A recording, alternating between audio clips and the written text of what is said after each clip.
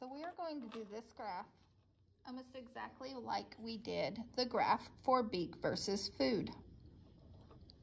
You will choose your highest number, and probably for this graph, you will be able to simply go up by ones. Remember, the numbers go by the line, not the spaces. So this will be the number of pieces of food based per color that you got each round. You have a total of 5 rounds, so at the bottom you'll have round 1, round 2, round 3, round 4, and round 5. And then you will have colors. So we had red, blue, green, orange, yellow, yellow with a red line, and then the wood color. Some of you called it beige. So you'll have each of those for every round. Leave a blank line in between before you start the colors for the next round, please. This just makes it easier to differentiate between the data. Yellow, yellow with red, and wood. And so you're going to do those for all of the rounds. And then simply use the correct color marker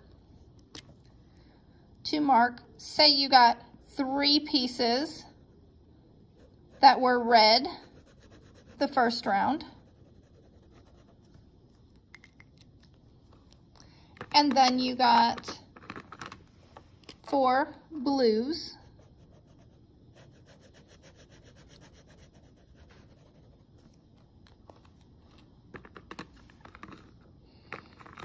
And maybe only 1 green.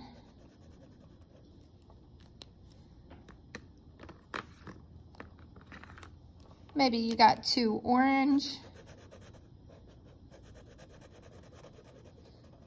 You should have gotten 0 yellow, or you would have died the first round, because remember, yellow was poisonous.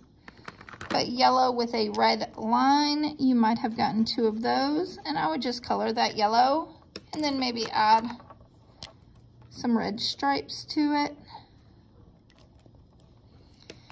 And then for the wood color, use brown.